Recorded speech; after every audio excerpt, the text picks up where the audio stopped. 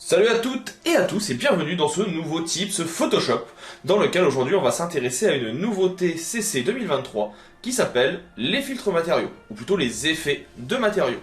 Ça a été ajouté donc en octobre 2022 suite à la nouvelle version de Photoshop et ça permet de venir utiliser des matériaux qui nous viennent de Substance et je trouve ça très bien. Vous verrez que l'optimisation UX n'est pas encore optimale sur le panneau mais le rendu et la qualité est au rendez-vous. Donc je vous invite à découvrir ça. Si jamais vous avez des questions, des remarques, des besoins, vous avez toujours les commentaires pour poster vos questions. Dans tous les cas, moi je vous souhaite un bon visionnage de la vidéo et je vous dis à tout de suite. Attaquons donc la découverte de ce nouveau menu que nous propose Photoshop depuis octobre 2022. Il s'agit d'un panneau matière ou matériaux qui va remplacer petit à petit ce qui était déjà disponible dans les outils de 3D, qui sont malheureusement, eux, voués à disparaître dans les prochains mois ou les prochaines années. Cet outil, vous le retrouvez en allant dans Fenêtre et en cherchant Matière.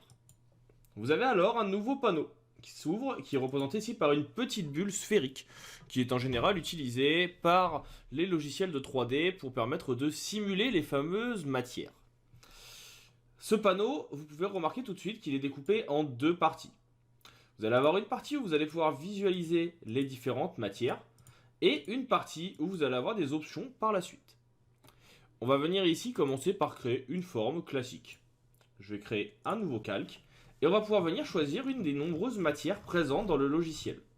Si vous avez déjà un petit peu utilisé Illustrator ou Dimension, ce sont des matières qui ne vous seront pas inconnues, parce qu'elles sont dans ces deux logiciels. Si vous avez découvert et utilisé le panneau de 3D d'Illustrator, je vous invite d'ailleurs à aller voir en haut à droite la petite fiche qui permet de voir le tuto que j'ai fait sur le sujet, vous reconnaîtrez par exemple le cube de bois, vous reconnaîtrez bien d'autres choses. Là, vous voyez que j'ai cliqué sur le cube. Automatiquement, j'ai donc un nouveau calque qui a été mis en place. Le calque que j'avais fait ici n'est d'ailleurs même pas utile. Sur ce calque, qui est en objet dynamique, vous avez la possibilité de retrouver un masque de fusion qui peut être modifié pour agrandir ou non votre fichier suivant vos envies et vos besoins. Donc là, par exemple, si je viens prendre du blanc et que je viens peindre sur le masque, on va voir la matière qui va apparaître normalement en plus. En blanc, c'est mieux. On appuie sur X et donc on peut redonner de la matière. En plus de ça, vous avez donc un objet dynamique. Si vous double-cliquez, vous allez juste retrouver ici un calque vide. Il n'y a rien dedans, mais il est ici. On pourra y apporter des choses pour donner un petit peu de relief ou d'éléments supplémentaires à notre matière. Et ensuite, vous avez ici un petit élément avec le filtre dynamique en dessous. Toujours avec la possibilité, si vous le souhaitez, de venir effacer sur celui-ci. Et vous avez un panneau substance. Vous avez la double flèche ici, sur laquelle vous pouvez normalement double-cliquer pour venir modifier votre motif de base, avec la possibilité de modifier bien sûr l'opacité. Et vous pouvez double-cliquer sur substance. Si je double-clique, normalement c'est censé donc me permettre d'avoir des options spécifiques. Là, vous voyez que d'ailleurs je ne peux plus rien bouger. Et en fait, ça va juste recharger votre matière de base. Si vous souhaitez une autre matière, par exemple on veut celle-ci, on a juste à cliquer et c'est changé automatiquement. Pour paramétrer ces différentes matières, vous avez donc des paramètres qui vont être en dessous dans les propriétés de la matière, disponibles dans chacun des paramètres que vous aurez définis. Par exemple, si je prends je vais prendre un plus classique, mais ici par exemple, le trait de stuc à la truelle, vous pouvez venir définir si les lignes doivent être aléatoires, et vous voyez que c'est changé dynamiquement. S'il y a des répétitions du motif, est-ce qu'il revient plusieurs fois, aussi bien sur un axe X que Y, donc c'est-à-dire sur un axe latéral, horizontal ou vertical. Vous pouvez venir définir des propriétés liées à Substance. Substance, c'est donc la suite de logiciels 3D de chez Adobe. Et donc là, par exemple, vous pouvez définir est-ce que votre plâtre est plus rugueux, ou est-ce qu'au contraire, il doit l'être un petit peu moins. Est-ce que le plâtre doit être dense, etc. Donc vous avez énormément d'options que vous pouvez modifier. Et chaque paramètre va permettre de le modifier également. Là par exemple, pour mon effet de mousse, c'est de la mousse acoustique, hein, est-ce qu'on veut qu'il y ait plus d'effet métallique? Est-ce que la mousse doit être plus ou moins épaisse? Et automatiquement, vous voyez que ça remplace le tout. Si vous le souhaitez, vous pouvez, et là je vais juste agrandir un peu pour que ça se voit, descendre tout en bas pour venir ajouter d'autres matières. Donc on vous dit d'aller sur le site Substance.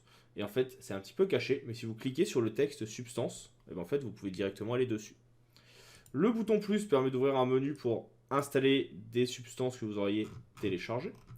Là, on va prendre par exemple une autre surface assez classique. Alors, hop, plutôt celle-ci.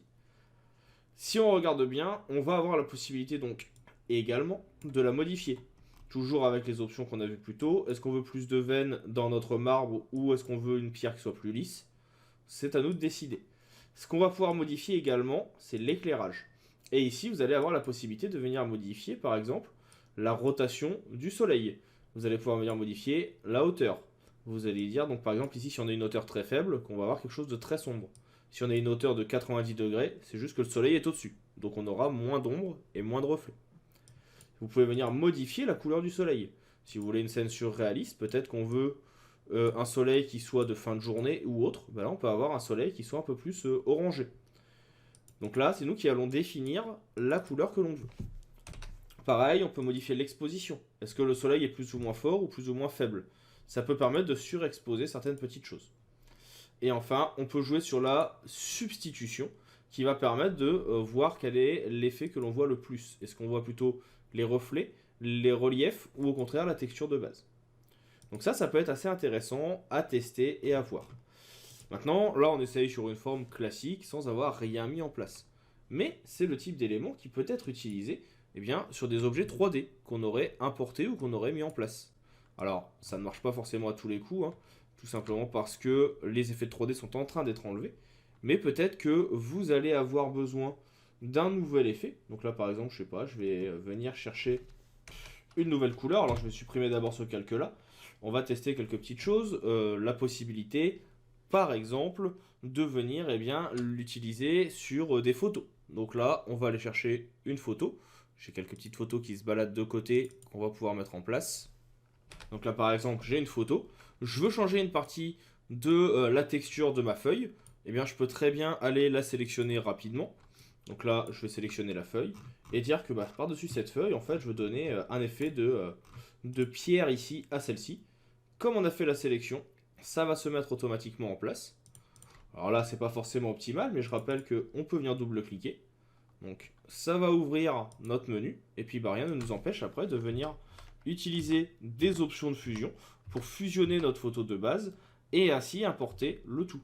Je peux me remettre en normal, mais je peux aussi juste venir baisser un peu l'opacité. On peut tester pas mal de choses avec ça.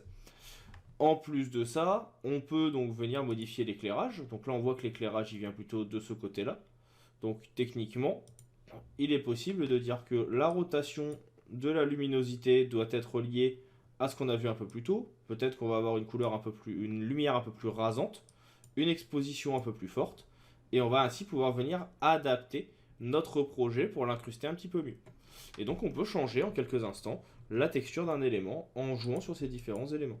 Et donc après, le fond, la forme, les options de fusion nous permettront d'adapter le tout pour avoir graphiquement quelque chose qui peut être intéressant.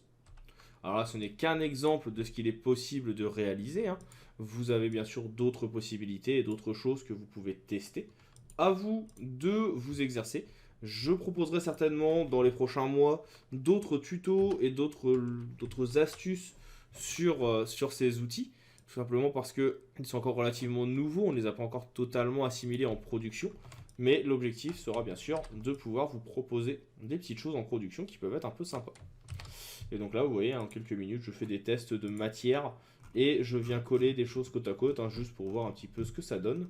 Mais vous voyez que donc là, même en ayant mis un coup sur le masque de fusion, j'ai plus qu'à venir changer et en quelques minutes, je peux modifier mes éléments.